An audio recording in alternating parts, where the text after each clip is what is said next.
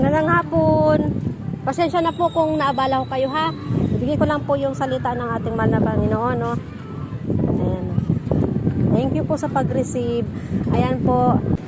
Alam niyo po ba na mahal po tayo ng Panginoon? Dahil sabi nga ng Panginoon, nasulat po dito sa Bible.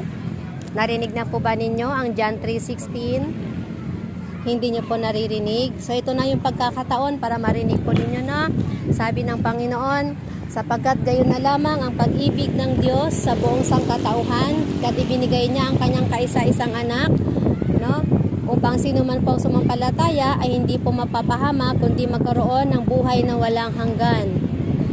Kung nais po natin ang buhay na walang hanggan, susundin po natin ang utos ng Panginoon. Dahil ako po, kinakasangkapan lamang ako ng Panginoon para po iparating sa inyo ang kanyang banal na salita ngayong araw na ito. Dahil ang araw na ito ay araw ng ating kaligtasan. Hindi po natin mapapromise kung tayo po ay gigisingin pa ba ng Panginoon bukas. Dahil tayo pong mga tao po, may decision po tayo matulog. Lahat ng tao natutulog po yan sa gabi. Maliban na lapang kung ang trabaho nila ay call center.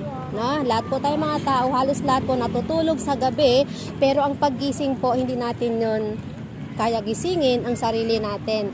Kundi po ang mahal na Panginoon po ang nanggigising po sa atin. No?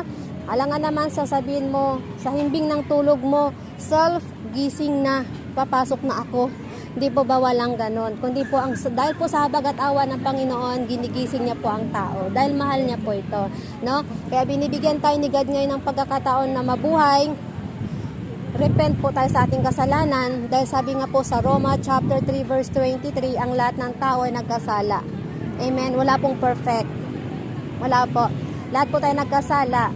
So, sabi ng Panginoon sa Gawa chapter 3 verse 19, magsisi po tayo at magbalik loob sa Diyos at para patawarin po tayo sa ating kasalanan. No?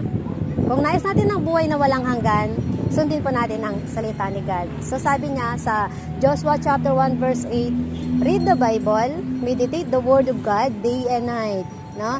Hindi po sapat ang church lang. Pumasok ka sa church, tapos paglabas mo hindi mo alam kung hindi mo na memorize yung anong sinasabi doon ng pastor or yung pare, hindi niyo po na ibahagi, no? So basahin po natin ang Bible. Amen. Kasi salita ni God yun. Amen. Sundin po natin, ha? Nag-aaral po ba kayo? Oh. Sa pamamagitan ng pag-aaral ninyo, kapag hindi nyo po binasa ang notes ninyo, hindi kayo makakapasa. Amen?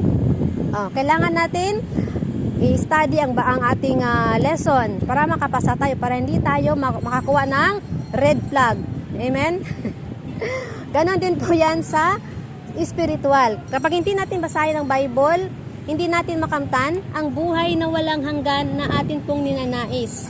Dahil ang nais ni God, ang lahat ng tao gusto niya makapiling niya sa langit.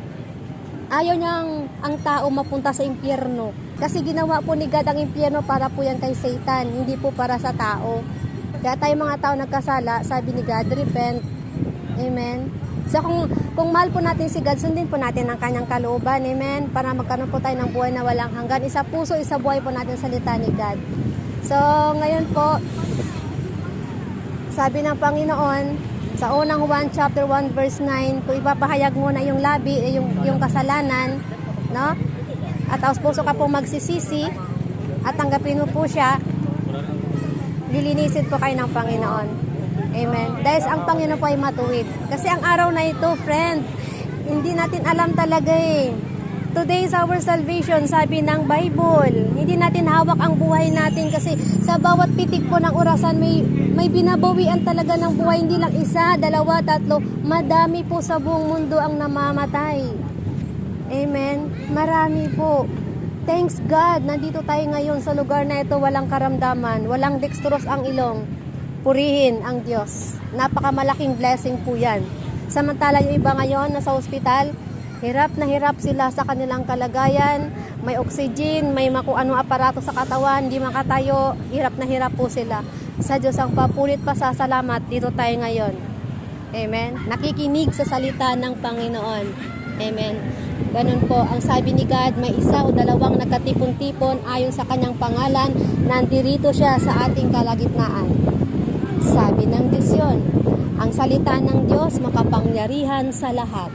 Sinabi na noon, magkaroon ng ilaw, magkaroon ng liwanag, nagkaroon ng liwanag. Di po ba? Ganun kakapangyarihan ang salita ng Diyos. So ngayon po, ako po ay kinakasangkapan lamang ng Panginoon, no?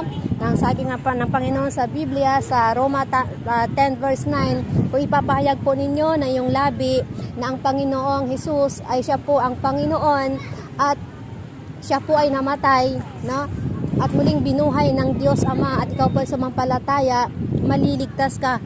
What if kung ang araw na ito lilisanin natin ang mundo? Ligtas ka, kaibigan, no? Ligtas ka po. Dahil yun ang sabi ng Panginoon, ang sumampalataya sa akin ay magkaroon ng buhay na walang hanggan. Kung ito po ay taos-pusong nagsisisi at tanggapin niya si Jesus. Amen. Ano po yung pangalan mo? Ella. Ikaw po? Sarah. And then? Jenny. Hallelujah. Hindi po aksidente na narinig po ninyo ang magandang balita sa araw na ito. No?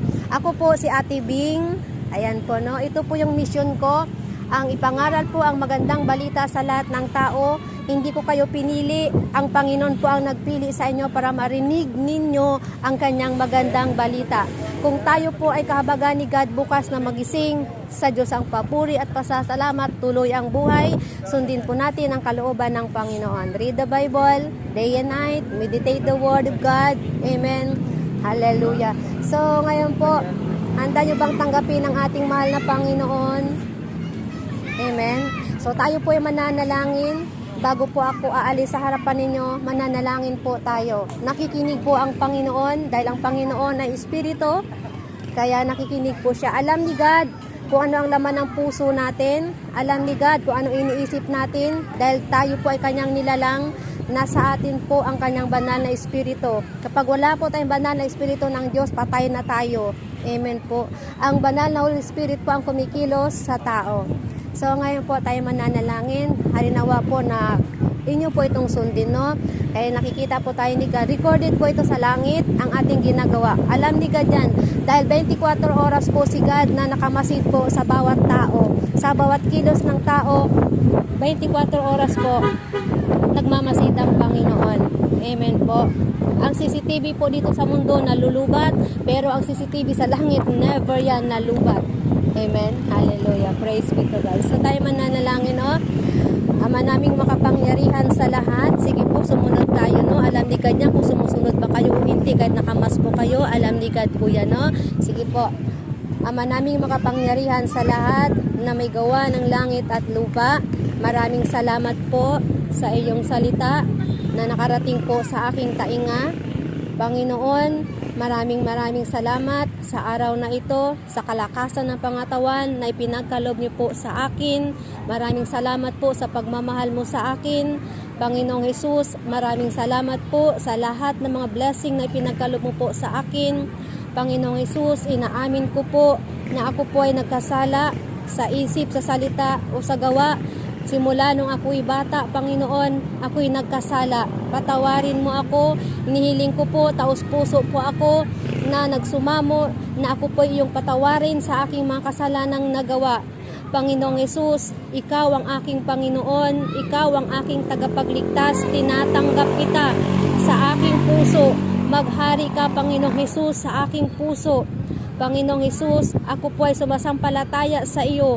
Ikaw ang aking Panginoon. Ikaw ang Diyos na pinako sa krus.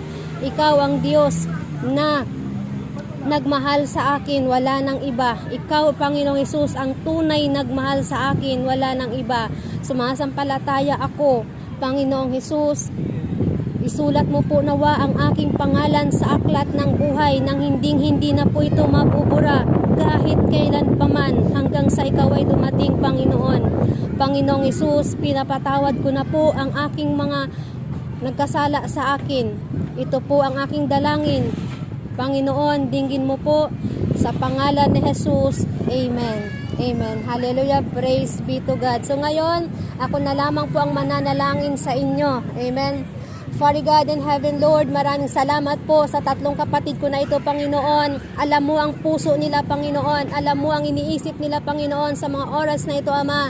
Dalangin ko po, Panginoon, na sila po ay yung gabayan, Panginoon, ilayo sa disgrasya o namang kapahamakan, sakit, karamdaman, o Diyos.